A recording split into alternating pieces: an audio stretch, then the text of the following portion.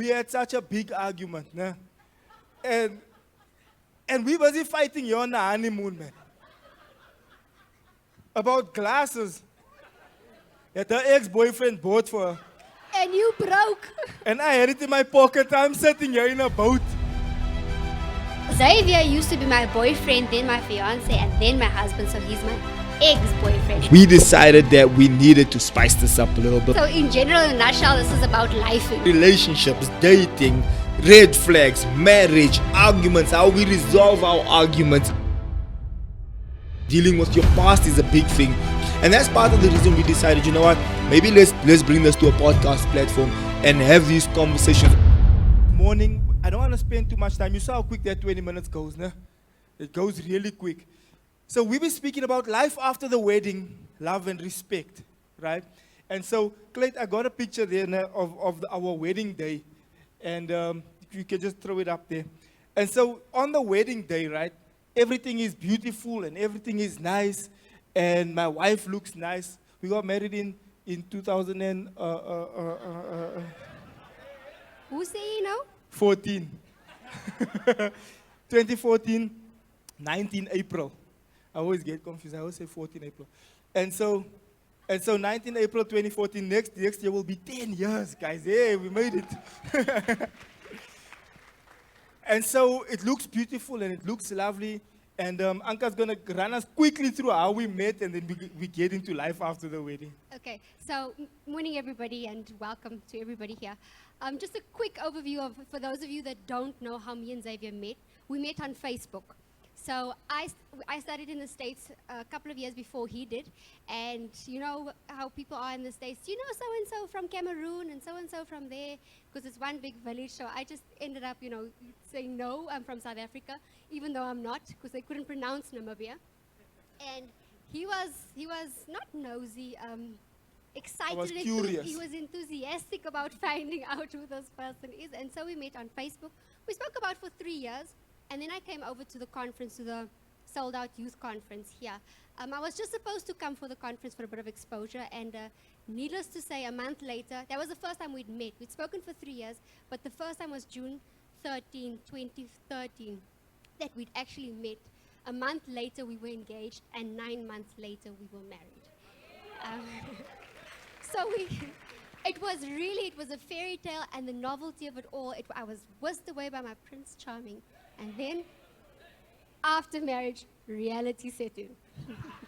Yeah, so we didn't really get a chance to date, right? Obviously, we were both in relationships before we met one another, where we dated other people and that kind of thing. So when we met, I was already in a place where, okay, I know what I want. She knows what she wanted. I had my criteria, my list. I wanted a virgin, which is what we both were when we got married. I wanted somebody who had both parents in their family home, which is what Anka had and which what I had as well, because those elements all meant something to me, and they still do. So all these checkbox things that I had in my mind, Anka ticked it off. I wanted someone that was saved, someone that I didn't have to convince to come to church with me because I knew my life was about church, and we met. Straight after the wedding, after this beautiful day, the wedding was on a Sunday, and Monday morning we flew off to Thailand, right? And Baia Moy, and we're there in the boat, and the guy riding the boat is taking pictures there, and we all romantic, lovey-dovey. But in the meantime, we had such a big argument, nah? And we was fighting here on the honeymoon, man. About glasses that her ex-boyfriend bought for her.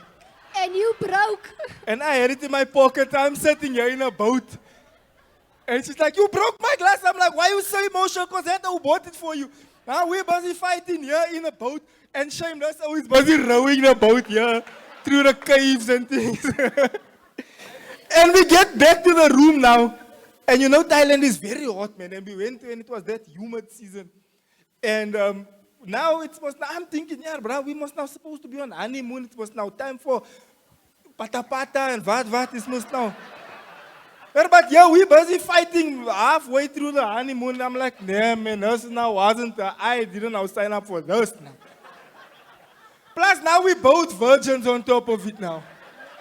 We don't know which way must we go, where must we start. Hey, my bro, it was a mission. No pun intended for you. Because we just had to start missionary. I was must getrouwd, you saw.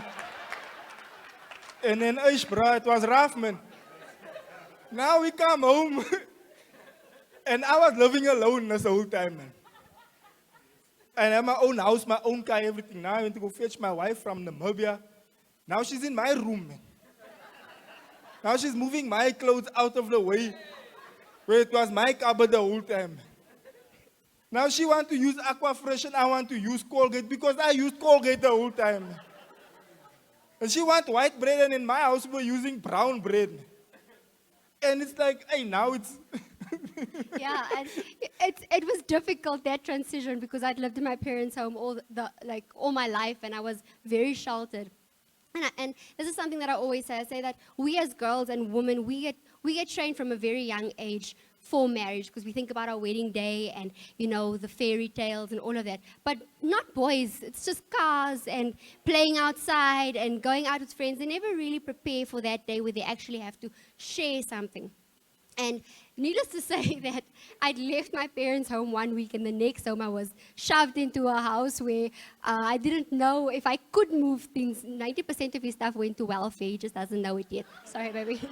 I was wondering, where's my things disappearing? And it went to, and we really had arguments. Why must you always buy brown sugar?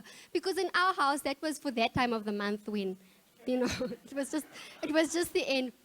But the best piece of advice that my mother-in-law, my mom, who's really been there for us, thank you, Ma, was she said to me, create your own culture. And, you know, you might have done it like this in your house, or Xavier might have done it like this in our house, but you need to create something new. And this is where we came to the compromise of, okay, we'll take the brown sugar, I'll accept it, but you have to eat white bread, because I can't do brown bread. And this is how we later on got to the compromise of what it is, because as trivial as it may seem, it did cause an argument. To the point where I got 4 months into the marriage, I called my mother, I said, Mommy, I can't even ek wil huis toe gaan. I didn't sign up for this. And all she asked me was, did he hit you? I said, no, and she put down the phone in my ear. And she said to me, and that day she said to me, and it was a very important lesson, she said,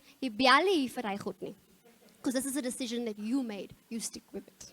So there's those small little silly arguments that happen, right? It's what the Bible calls the little fox. And so we know Solomon writes, and he writes in Songs of Solomon, and he speaks about, be careful of the little fox, because it destroys the vineyard in the end. So you think it's a small thing, and it kind of creeps its way in, and what later on begins to happen. When I come home and I say, but I asked you not to do this. Don't you respect me? And she feels like, but I asked you not to do this. And it comes across like you don't love me. And what we want to touch on in this portion here before, because that time is moving like you can't believe. I don't know if they fast forward that thing or what. But we want to touch on something there. It's like, it's the death cycle, right? And it's cause and effect. It's touch, go, and then it becomes an echo chamber, right? So it's, you don't respect me, so I'm going to revenge you by not showing love to you. So because I'm not showing love to you, you're going to revenge me by speaking to me like you want to. And because you're speaking to me like you want to, I feel like you're not respecting me, so I'm going to revenge you by showing you, now I'll show you I don't do it. And so now what begins to happen, it's a cause and effect, it's a cycle that bounces off each other the whole time until somebody breaks it. Or until we say, you look here, we can't help this. We have to go to Pastor Neil, which we've come many million times. Pastor Neil will tell you our stories. And then we come, and we're like, Pastor Neil, this woman is disrespectful.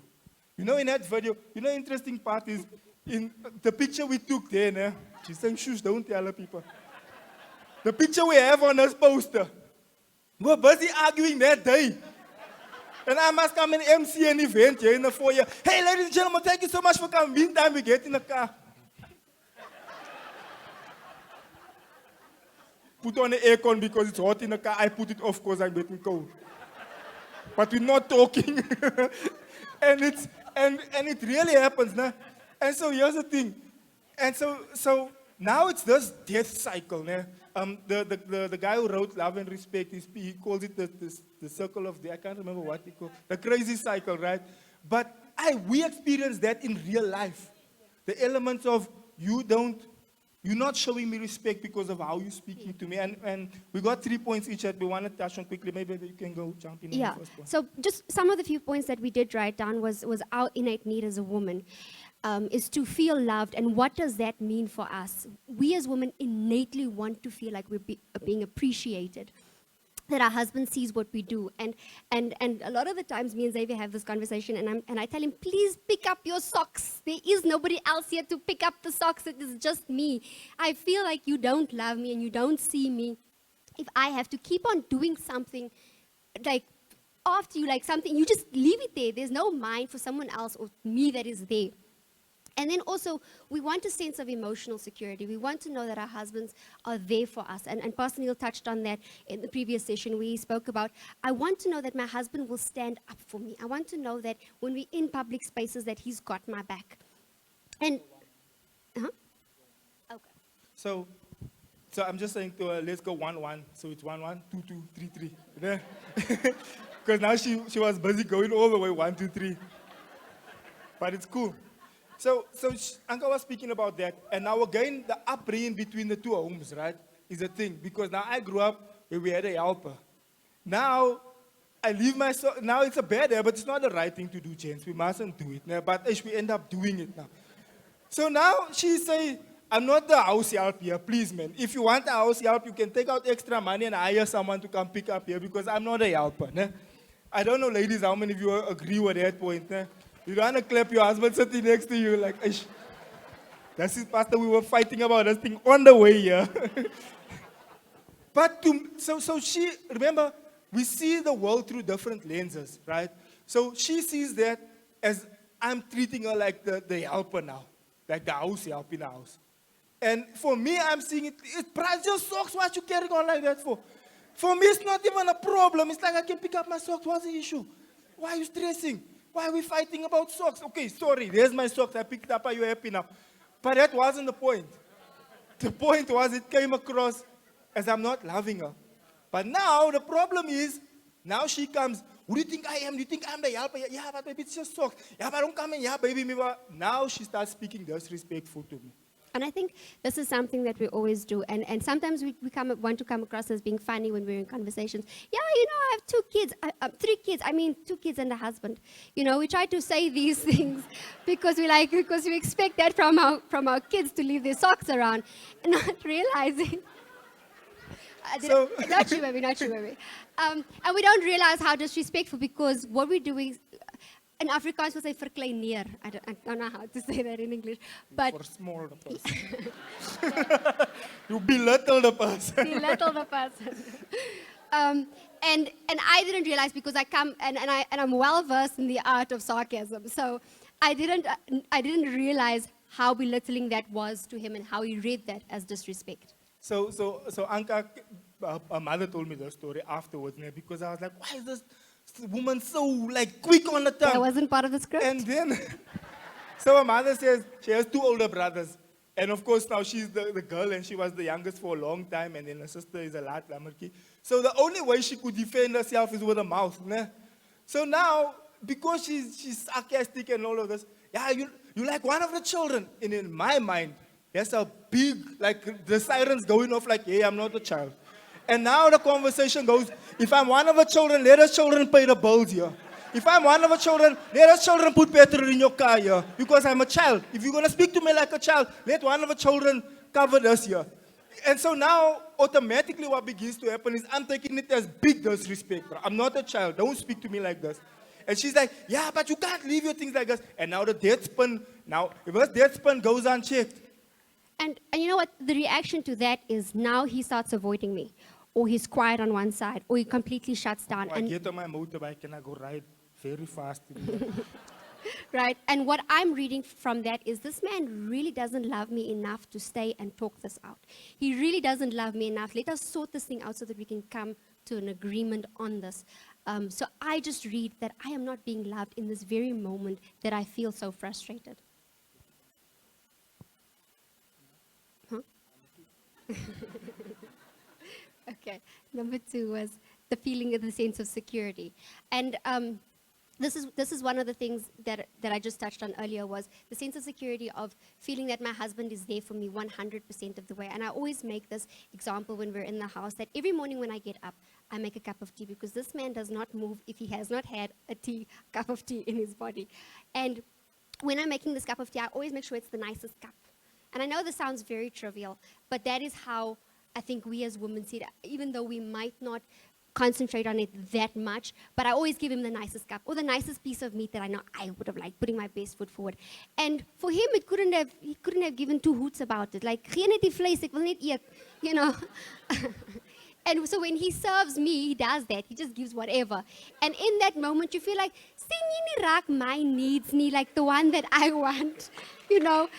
We are trivial like that, and I say this all the time. And sometimes he doesn't understand because men are borderline. We are detailed.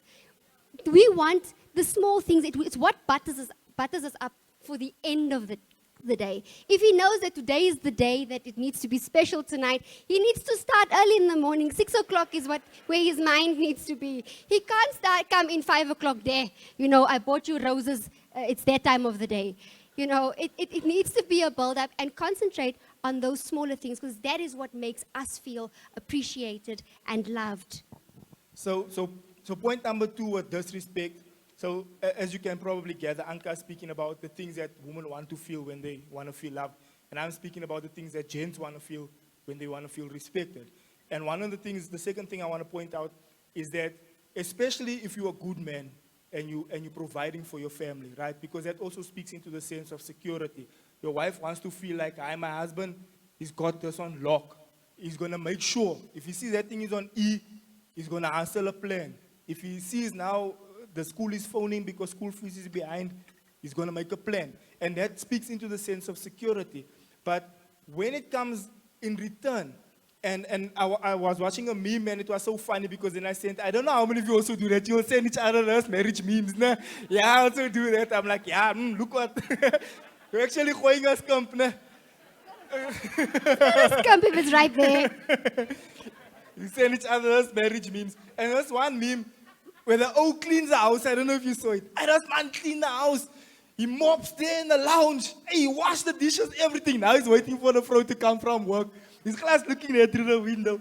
And he hears a car coming. He must have to show the wife to say, "Hey, baby, did you see?" He must not want you to say something, man. Say now, "Hey, baby, the kitchen looks most nice, man." Hey, man, do you want to say something? No, I'm saying we do say something. You do say something, but you don't say the thing that we want to hear. Now the thing is now you thinking, hey, you feel quiet, you check, hey, I wash the dishes, I clean everything. I don't know, I feel like I did something quiet must now. I put petrol in. She must get in, see, hey, the tank is full. She must go, "Hey, baby, yeah, thank you, man." Now you say, "But you didn't take out the dustbin." I'm like, you mean to tell me I clean the whole house, you can't worry about the dustbin? Man, you must at least say it's nice. And so which brings us to the second point, where the gent want to feel recognized, man. The man also want to feel like he's the man. He want to feel like, baby, I see you mopped here. Hey, baby, I see the dishes is clean. You never washed, but I see it's clean. Don't come home and say, "What do you want? Why did you clean? Do you want action now tonight? Now you cleaning it." No, man, don't do that, man. At least recognize the man. If you get in, baby, and you see the tank is full, say, "Baby, thank you, man." If you get in and you see things is paid, now and then you phone, you say, "Hey, baby, I'm standing here. I want to pay for this thing. I'm short of, I just need about the 300. Yeah, someone send the 800. Hey, man, I just want to also must now flex a little bit." Then phone back and say, "Hey, baby, I see I needed a 300. You sent the 800. Thank you, baby." You know, just that recognition to feel like you're the man. That's all. That's all. They say gents are just like children, man. You just want to feel. You mustn't say it to us. We the old, we can say it. But we just want to feel. Just cool us a little bit, man, so we can also feel we're the man.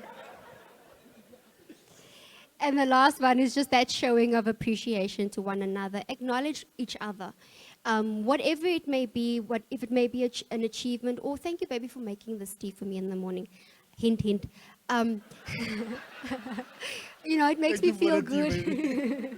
You know, Where does that? Because that's what makes us feel loved. Because the minute we feel unloved, the minute we feel like he brought me all the way from Namibia, very far, to just come clean the house, to just come sweep the floors and make sure his children are fine. You start feeling like that one person we're just coexisting in this house because you don't see me, you don't see who I am.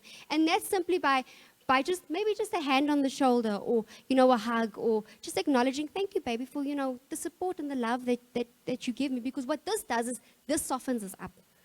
This is buttering us up the whole day. Then you don't need to work hard later when you come home. But if we don't get this is when we become smart.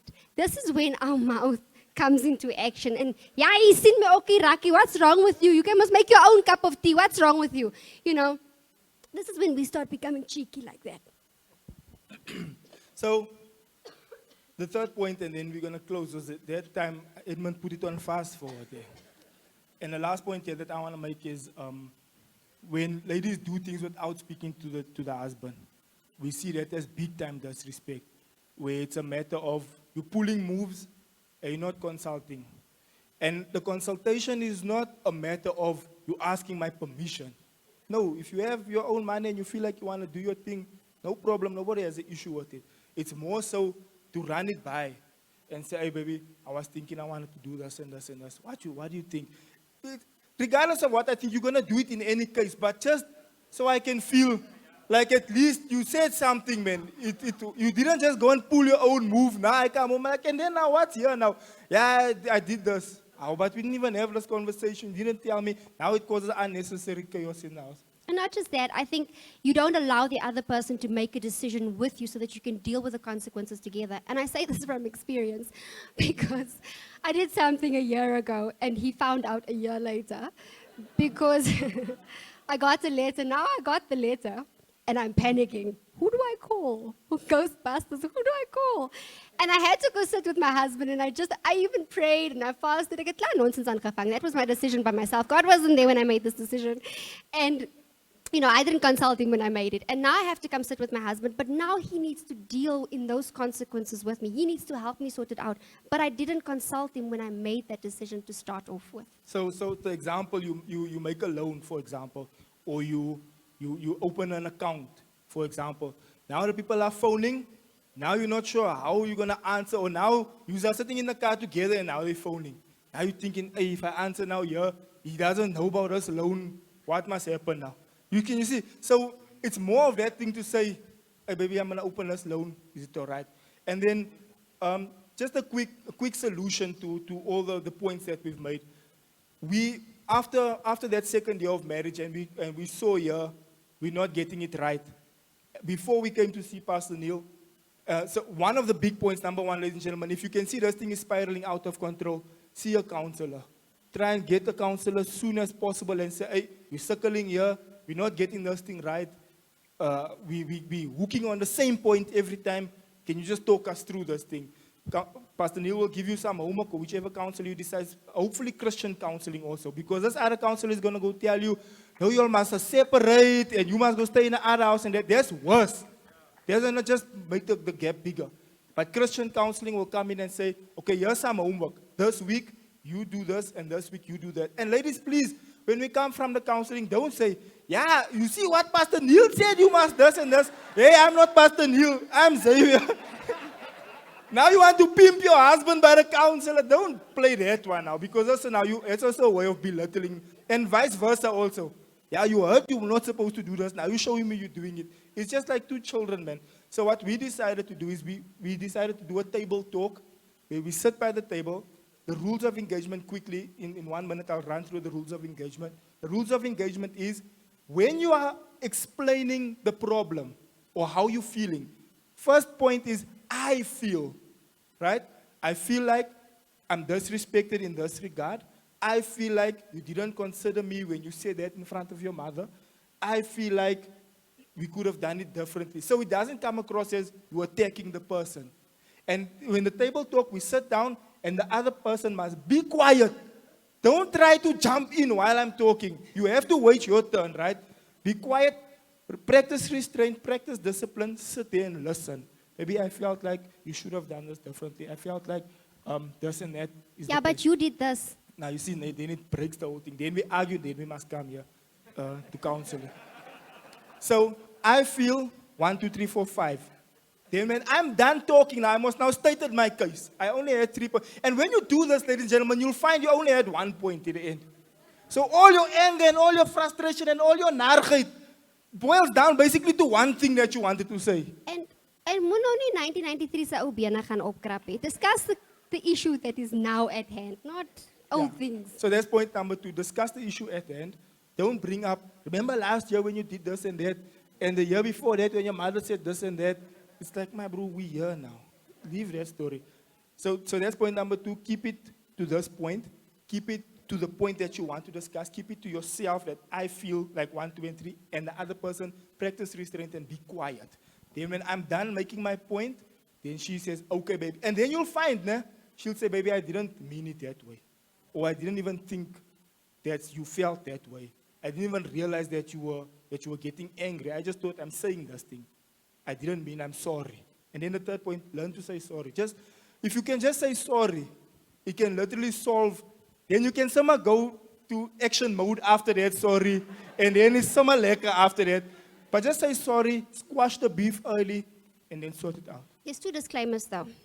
You're never allowed to be disrespectful. You're never allowed to say something, yeah, but you did this then, and that time, and I feel this way. Always maintain a calm posture in this. And it's not easy, especially in the beginning for us sarcastic, cheeky personalities out there. It's not easy. But what it does solve quite a few things, because the reality of the matter is we want to feel loved. But if we keep on disrespecting and we keep on approaching our husbands in a disrespectful manner, we're never going to receive that love. And he's never going to want to love me because I keep on disrespecting him. And I'm never going to want to respect him because I keep on feeling unloved. Amen.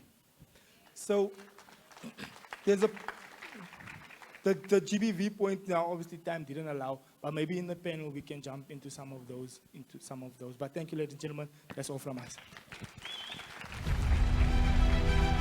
Xavier used to be my boyfriend, then my fiance, and then my husband, so he's my ex-boyfriend. We decided that we needed to spice this up a little bit. So in general, in a nutshell, this is about lifing. Relationships, dating, red flags, marriage, arguments, how we resolve our arguments. Dealing with your past is a big thing. And that's part of the reason we decided, you know what, maybe let's bring this to a podcast platform and have these conversations.